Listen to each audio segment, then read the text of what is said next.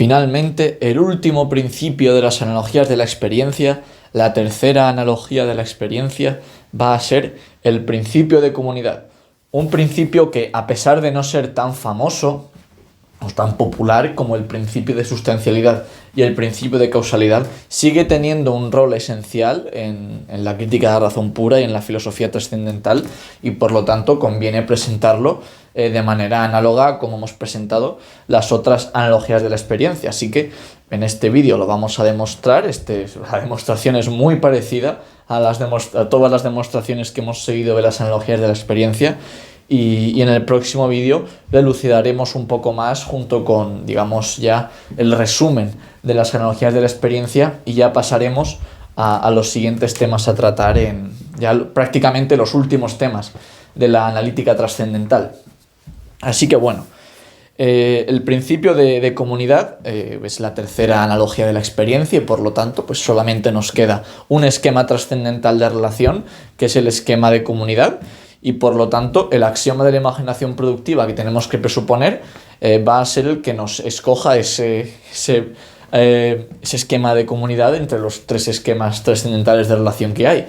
Y puesto que ya dijimos que la primera analogía de la experiencia era el sustrato de todo tiempo objetivo, la segunda analogía de la experiencia era la condición de posibilidad de la sucesión objetiva, pues bien, la comunidad va a ser la condición de posibilidad de la simultaneidad objetiva. Así que el axioma de la imaginación productiva que vamos a presentar es que la única conexión física, recordemos que la conexión física es esa síntesis que realizan los esquemas de relación, la única conexión física con una referencia determinada a una relación necesaria de simultaneidad en el tiempo es la conexión bajo el esquema de comunidad. Así que el teorema que vamos a presentar aquí va a ser el famoso principio de comunidad. Bueno, no tan famoso, por ser honestos, principio de comunidad, que precisamente nos va a explicar cómo se aplica el esquema de comunidad, de la categoría de comunidad, en la experiencia. Y dice así: en la experiencia, todos los objetos que existan simultáneamente en el tiempo, o sea, que posean accidentes simultáneos, se encuentran en interacción recíproca entre ellos. Es decir, para poder tener una referencia determinada a simultaneidad de accidentes en el tiempo de varios objetos, vamos a tener que presuponer una interacción recíproca entre ellos. Si no hacemos esto, no podremos tener una referencia determinada a relaciones de simultaneidad en la experiencia, y por lo tanto nos será imposible formar formar representaciones de objetos que se encuentran de manera simultánea en el tiempo, a menos, como decimos siempre, que lo presupongamos dogmáticamente, lo cual siempre se puede hacer para todos estos principios que estamos expresando, pero que consideramos que eso no es una manera apropiada de fundamentar las cogniciones empíricas, o sea, la experiencia. Así que, pues, igual que en la demostración del principio de causalidad, vamos a presentar primero el principio de sustancialidad y luego procederemos a seguir los mismos pasos que antes. Esto no debería ya sorprender a nadie, para demostrar el principio de comunidad. Así que bueno, lo voy a hacer relativamente rápido porque entiendo que muchas de estas cuestiones se han discutido ya antes. Premisa 0. La experiencia solo es posible mediante la existencia permanente en el tiempo de un objeto como sustancia cuyos accidentes se modifican en el tiempo. Esto no es más que el principio de sustancialidad. Premisa 1. La experiencia solo es posible mediante una referencia determinada a relaciones necesarias en el tiempo. Este es el axioma del tiempo objetivo. Premisa 2. Toda experiencia de objetos que existen de manera simultánea en el tiempo solo es posible mediante una relación de simultaneidad en el tiempo. Esto es una tontería, pero lo pongo para que quede claro. Si decimos que los objetos existen simultáneamente es porque se relacionan en el tiempo, poseen una relación de simultaneidad en el tiempo, esos accidentes de los objetos en esos tiempos, ¿no? Y por lo tanto, con la premisa 1 y la premisa 2, tenemos la conclusión 1. Toda experiencia de objetos que existen de manera simultánea en el tiempo solo es posible mediante una referencia determinada a una relación necesaria de simultaneidad en el tiempo. Es decir, necesitamos esa referencia determinada de simultaneidad que no va a ser provista por la mera percepción, como hemos dicho ya muchas veces, y que por lo tanto va a tener que ser provista por una por una síntesis dinámica, por esa conexión física. Así que la conexión física, la síntesis por conexión física es condición necesaria para producir una referencia determinada a relaciones necesarias en el tiempo. Conclusión 2, con la conclusión 1 en la premisa 3, toda experiencia de objetos que existen de manera simultánea en el tiempo solo es posible mediante una conexión física para formar una referencia determinada a una relación necesaria de simultaneidad en el tiempo. Premisa 4 va a ser precisamente el axioma que hemos presentado al principio de este vídeo. La única conexión física que produce una referencia determinada a una relación necesaria de simultaneidad en el tiempo es la conexión bajo el esquema de comunidad. Y la conclusión 3, mediante la conclusión 2, que decía que necesitábamos una conexión física, y la premisa 4, que nos va a decir que la única conexión física que permite una referencia determinada a una relación necesaria de simultaneidad es el esquema de comunidad, nos va a decir, por lo tanto, que la experiencia de objetos que existen de manera simultánea en el tiempo solo es posible mediante una conexión bajo el esquema de comunidad, una conexión física bajo el esquema de comunidad. Premisa 5 no es más que una elucidación del esquema de comunidad, como presentamos en el vídeo del esquematismo trascendental. El esquema de comunidad es la representación de la conexión de los accidentes de dos o más objetos que existen de manera simultánea en el tiempo, de acuerdo a una interacción recíproca entre ellos, de manera muy similar a la causalidad. La causalidad es también una especie de interacción, pero es una interacción unidireccional, entre comillas, mientras que la comunidad va a ser una interacción recíproca, una interacción bidireccional, y que por lo tanto no va a ser subordinante sino coordinante, no va a ser una mera dependencia sino una codependencia. Conclusión 4, mediante la conclusión 3 y la premisa 5 ya terminamos el teorema.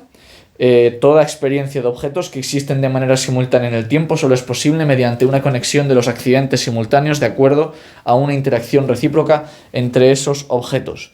Y queda, por lo tanto, demostrado el principio de comunidad como condición de posibilidad de una referencia determinada a relaciones de simultaneidad de accidentes de objetos en el tiempo en la experiencia.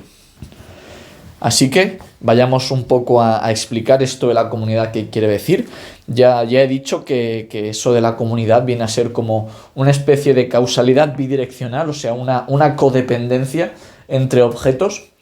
Y bueno, tenemos que verlo, ese esquema de comunidad, como una comunidad de sustancias. O sea, se presuponen unos elementos permanentes en el tiempo y una especie una interacción, un contacto, una conexión entre ellos que de alguna manera nos permita referirnos a esa simultaneidad, como que una pieza de información va de A a B y de B a A recíprocamente. Lo he denominado aquí codependencia física. En fin, estoy intentando utilizar palabras que sean sinónimas, pero evidentemente es complicado. Tienen que ustedes comprender, lo mismo que con la causalidad, a qué me puedo estar refiriendo con esa categoría de comunidad. De hecho, aquí he dibujado tres objetos, un cubo, una pirámide, una esfera y un cono, y claro, aquí el punto está en que los he unido con una especie de hilillo. Lo podemos ver como un hilillo que los une, como si fuese un muelle, simplemente una manera. En física se suele hablar de interacciones fundamentales también. Tiene que haber alguna manera que el estado de estos objetos se afecte entre ellos, una especie de afección mutua entre ellos que les permita, como si fuese comunicarse, transmitir información, transmitir esa dependencia. Pues si el objeto A está en el estado E sub A, que pueda transmitir esa información de ese estado al objeto B que se encuentra en el estado E sub B. Es esa noción la que se tiene que tener en mente. Y bueno, a modo de un poco recapitular lo que hemos visto hasta ahora, la importancia que tiene este principio de comunidad, recordemos que para esa determinación en el tiempo objetivo, esa determinación temporal objetiva, hemos tenido que pasar por las tres analogías de la experiencia, siendo la primera el principio por el cual tenemos que tratar a esos objetos como sustancias, de tal manera que podamos referirnos a ellos para poder tener ese sustrato del tiempo objetivo, al cual decimos, bueno, pues yo mido el tiempo de acuerdo a los cambios que se producen en este objeto, y es de esa manera que podemos hablar de un tiempo objetivo, ¿no? Que no sea el tiempo absoluto, que como decimos siempre es indecidible. Por otro lado, también hemos tenido que hablar de causalidad en las modificaciones de accidentes de objetos para plantear sucesión de accidentes en el tiempo objetivo. Esa sucesión objetiva de accidentes que gracias al principio de causalidad, gracias a esa dependencia de los accidentes de los objetos de un mismo, en este caso de un mismo objeto, porque se entiende esa causalidad como la que nos permite ordenar los accidentes del mismo objeto, ¿no? De la misma sustancia cuyos accidentes se están modificando. Pues el principio de comunidad, dicho así un poco rápido, lo que nos va a permitir es entender cómo se relacionan los tiempos de distintos objetos. El principio de causalidad nos permite ordenar los tiempos de un objeto. El principio de comunidad nos va a permitir de varios objetos o de varios sistemas de objetos conectarlos como simultáneos. Nos permite referirnos a esa simultaneidad del tiempo objetivo, esa simultaneidad de accidentes. Es decir, bueno, en este tiempo podemos considerar que estos accidentes eran simultáneos. ¿De qué manera? Pues precisamente gracias a esa interacción recíproca. Y aquí he puesto un diagramita con el cual me gustaría que se entendiese cómo funcionan estas analogías de la experiencia y bueno, en definitiva, para lo que sirve todo esto, por todo este proceso por el que hemos pasado desde que terminamos las anticipaciones de la percepción, que para muchos puede ser completamente innecesario, puede ser muy obvio. Las analogías de la experiencia son principios muy complicados y muy sofisticados a la hora de tratarlos rigurosamente, pero una vez se entienden son relativamente sencillos de emplear en la experiencia y también incluso en física. No suele haber demasiados problemas a la hora de interpretarlos, pero conviene que aquí, que estamos haciendo filosofía trascendental, le hemos reducido todo a átomos lógicos, le hagamos con sumo cuidado.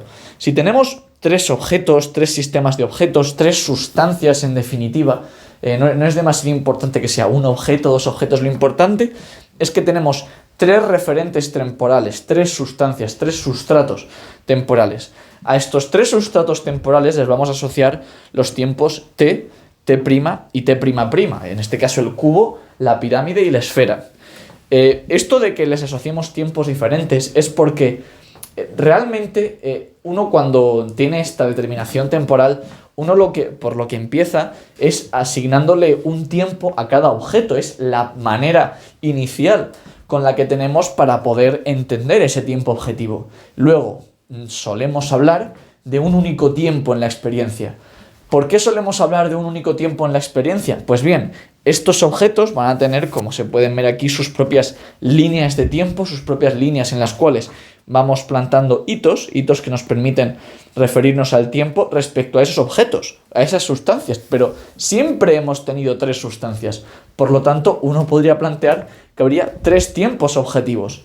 Y eso no es del todo incorrecto. Sí que hay tantos tiempos objetivos como sustancias uno plantee, pero sí que es posible, y de hecho no es en todo tiempo que esto sea así, pero sí que la manera que tenemos de poder referirnos a todos estos objetos como parte de una misma experiencia es precisamente porque va a haber ciertos momentos, ciertas unidades de tiempo en las cuales diremos que habrá interacción entre estos objetos. Y esta interacción recíproca entre estos objetos lo que nos va a permitir es establecer también relaciones entre sustratos temporales, relaciones entre t', y t''. En este caso, por ejemplo, de aquí decimos que t1 es igual a t1'. Sí, t1 es un tiempo al que es en concreto un accidente, es un tiempo que refiere a un accidente concreto del objeto, en este caso cubo, ¿no? El objeto que tiene el tiempo t. Y t1' es el tiempo al que nos referimos, o al cual nos podemos referir gracias a un accidente concreto de la pirámide, del tiempo t', de la línea de tiempo t'. Pues bien, si decimos que el objeto cubo y el objeto pirámide se encuentran en interacción recíproca, entonces sí que podemos saber con necesidad que esos dos accidentes se encuentran en tiempos simultáneos, ¿no? Y eso nos permite decir, bueno, pues está por un lado la línea temporal del cubo y por otro lado la línea temporal de la pirámide. Pero gracias a esa interacción recíproca, gracias a esa comunidad de sustancias que en ciertos instantes de la experiencia puedo plantear, es por lo que puedo decir que objetivamente, esos objetos están en tiempos simultáneos. Y esto, como decimos, es gracias a que todas estas analogías de la experiencia son condición de posibilidad de esos propios objetos, ¿no? Y en tanto en cuanto, o mejor dicho, que el tiempo objetivo es condición de posibilidad de la experiencia, y la experiencia es, y en tanto en cuanto las condiciones de posibilidad de la experiencia son condiciones de posibilidad de objetos, es esta la única manera que tenemos de referirnos a esos tiempos como simultáneos. Sin embargo, si se dan cuenta, en este tiempo t1 igual a t1' no aparece en ningún momento la esfera. Y es que realmente la línea de tiempo de la esfera sigue aquí sin estar relacionada de ninguna manera con la línea de tiempo del triángulo, de la pirámide y del cubo. Y no es hasta este otro momento en el cual la pirámide interactúa con la esfera que decimos que t2' es igual a t2''. Y bueno, estos, como digo, son ejemplos. Luego aquí tenemos también una interacción entre los tres y aquí una interacción entre el cubo y la esfera. Se puede plantear esto de muchas maneras, pero es al final de esta manera con el que podemos erigir esa simultaneidad objetiva gracias a esa interacción. Y esto lo podemos también imaginar como en el ejemplo que puse hace un tiempo de que pues, una persona está viendo un vídeo de YouTube y la persona del vídeo de YouTube le responde a los comentarios, o dos personas que están hablando por teléfono saben que están de manera simultánea en comunidad. Y bueno, esto tampoco me gustaría que esto se viese como que esto es la relatividad general, ni que esto es la relatividad especial y demás. Evidentemente la teoría de la relatividad presupone todo esto, también lo hace la física newtoniana, lo hace cualquier teoría física que se precie, pero ciertamente son cuestiones que lo que tienen de obvias lo pueden tener también de dificultad a la hora de expresar verbalmente todo esto lo que significa. De hecho, a mí mismo me cuesta expresarlo en palabras cotidianas porque no tenemos suficientes herramientas como para expresarlo unívocamente. Tengo que remitirme a este vocabulario técnico que a veces puede sonar un poco pedante y molesto. Pero bueno, en el próximo vídeo seguiré poniendo ejemplos de esta cuestión y espero que se vaya entendiendo mucho más cómo el principio de comunidad nos permite relacionar tiempos entre sustancias de tal manera que podamos también establecer pues anterioridad y posterioridad entre sustancias.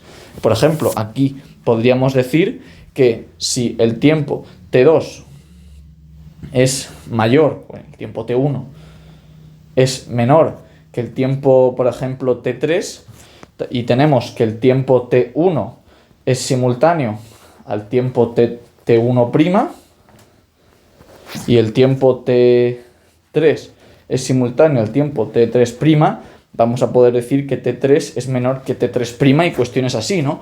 Vamos a poder relacionar, digamos, tiempos entre esas sustancias gracias al principio de comunidad que nos va a permitir establecer unidades de tiempo simultáneas entre distintas sustancias. Pero bueno, esto ya lo discutiremos más adelante y espero que se vaya entendiendo poco a poco esto de las analogías de la experiencia, cómo funcionan, a pesar de que sea algo muy evidente que mucha gente ni siquiera ha reflexionado de manera consciente.